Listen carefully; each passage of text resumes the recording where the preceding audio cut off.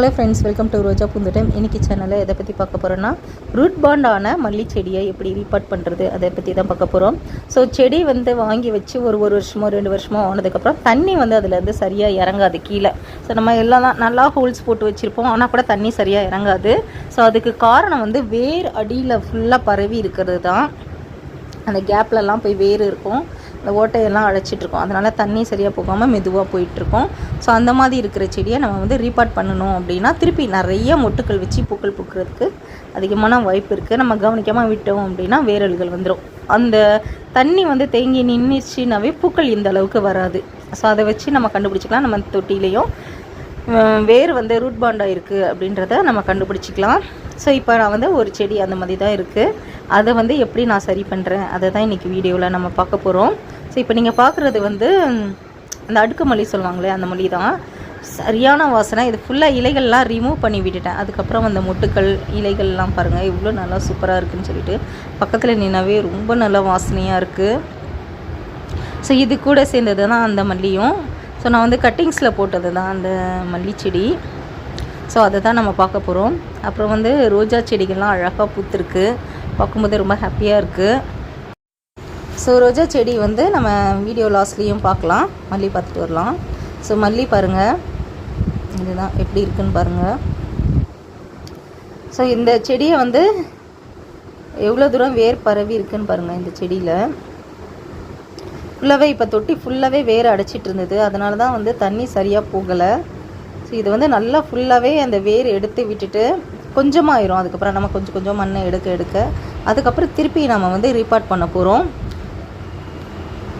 So வேரெல்லாம் நான் எதுவுமே cut பண்ணலை, வேரெல்லாம் கட் பண்ணலை. அந்த மண்ணை மட்டும் நல்லா சேர்ந்துருக்கிற மண்ணெல்லாம் எடுத்து விடுறேன்.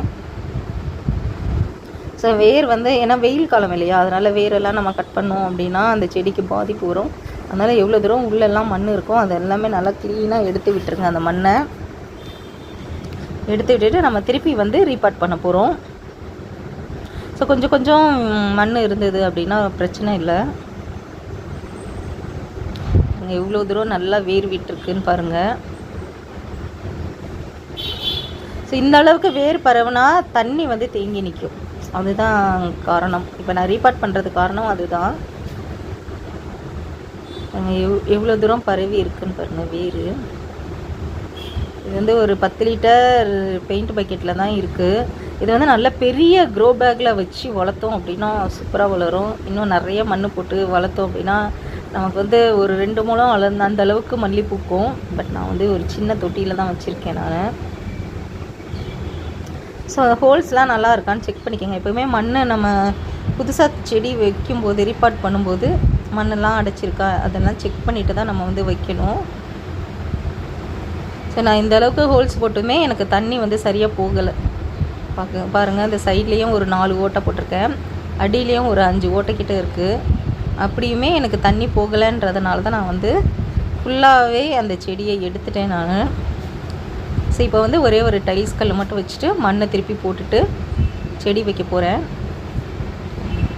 ஸோ மண் கூட நான் எந்த உரமுமே நான் கலக்கலை. எப்போவுமே செடி வைக்கும்போது நான் மண் அந்த அளவுக்கு உரமே கலக்க மாட்டேன்.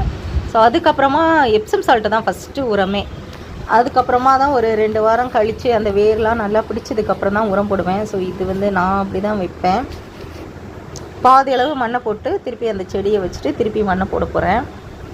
ஸோ ரொம்ப சுத்தமாக மண் இல்லாமலாம் வைக்கல, கொஞ்சம் கொஞ்சம் மண் வச்சுட்டு தான் நான் செடி வைக்கிறேன். ஏன்னா இது வெயில் காலம். இப்போ மழை காலம் அப்படின்னா நீங்கள் நல்லா கழுவிட்டு கூட நீங்கள் வைக்கலாம், அது உங்கள் விருப்பம். ஸோ நான் எவ்வளோ தூரம் மண் போட்டிருக்கேன் பாருங்கள், இந்த அளவுக்கு மண் போதும். ஸோ எப்போவுமே நம்ம செடி வைக்கும்போது ஃபஸ்ட்டு தண்ணி நான் சொல்லியிருக்கேன் இல்லையா, எப்சம் சால்ட்டு தான் கொடுக்கணும்னு சொல்லிட்டு.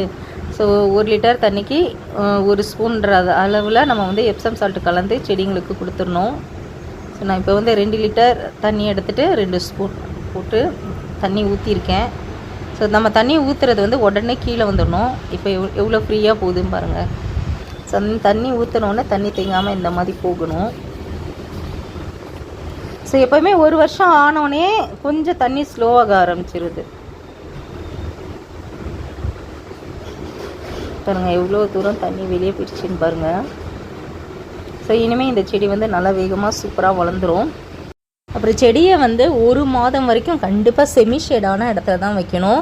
அப்படியே கொண்டு நிழலான இடத்துல ஃபுல் நிழல்லையும் வைக்கக்கூடாது, ஃபுல் வெயிலையும் வைக்கக்கூடாது. செமி ஷேட் சொல்லுவோம் இல்லையா, பெரிய செடிக்கு கீழே வைங்க, செடி சூப்பராக வளரும். ரோஜா செடிகள்லாம் பாருங்கள் அழகாக இருக்குது. ஸோ இந்த செடி வந்து ரோஸ் வந்து பூக்கும்போது எல்லோ கலரில் இருக்கும், அப்புறம் மறுநாள் வந்து ஆரஞ்சு கலரில் மாறிடும். ஸோ பார்க்கும்போது அப்படியே 2 கலர் பூத்த மாதிரி இருக்கும் ஒரே தொட்டியில். அப்புறம் நீங்கள் பார்க்குறது மேரிகோல்டு, அதுவும் நிறைய பூக்கள் பூத்துட்ருக்கு. அதுக்கப்புறம் காஷ்மீர் ரோஸ், இது போன வாரம் தான் ரீபார்ட் பண்ணேன். இதுவும் அது மாதிரி செமி ஷேடான இடத்துல தான் வச்சுருக்கேன். இப்போ நல்லா மொட்டு வச்சு பூக்கள் பூத்துட்ருக்கு. அதுவும் ரூட் பாண்டான காஷ்மீர் ரோஸ் தான். இப்போ நீங்கள் பார்க்குறது வந்து button rose, red colour rose. இங்கே பாருங்கள் எவ்வளோ தளிர்கள் வந்திருக்குன்னு சொல்லிட்டு. ஸோ ரோஸ் மிக்ஸ் போட்டு விடுங்க உங்ககிட்ட இருந்ததுன்னா, வெயிலை தாண்டி நல்லா சூப்பராக வளருது. அதுக்கப்புறம் லிக்விட் உரம் வெஜிடபிள் வேஸ்டெல்லாம் அரைச்சரிச்சு ஊற்றுங்க. நான் அதை தான் பண்ணிகிட்ருக்கேன். அந்த வெயில்லையும் நிறைய பூக்கள் பூக்குது. செடியும் நல்லா சூப்பராக இருக்குது. ஸோ இது வந்து ஃபேரி ரோஸ், நானே கட்டிங்ஸில் வச்சது. அழகாக பூத்துருக்கு பாருங்கள், ஒரு 3 பூ கிட்ட பூத்துருக்கு. ஃபேரி ரோஸ் ரொம்ப க்யூட்டாக இருக்குது. ஸோ இது கட்டிங்ஸ் வருமானு நினச்சேன், பட் நல்லா வந்துச்சு. வந்து நல்லா பூக்கள் பூக்குது, செடியும் நல்லா பெருசாகிருச்சு. ஓகே ஃப்ரெண்ட்ஸ், இந்த வீடியோ உங்கள் அனைவருக்கும் பயனுள்ளதாக இருக்கும். கண்டிப்பாக பிடிச்சிருக்கோம். லைக் பண்ணுங்கள், ஷேர் பண்ணுங்கள், மறக்காமல் ரோஜா பூந்தோட்டம் சேனல் சப்ஸ்கிரைப் பண்ணுங்கள். Thank you friends.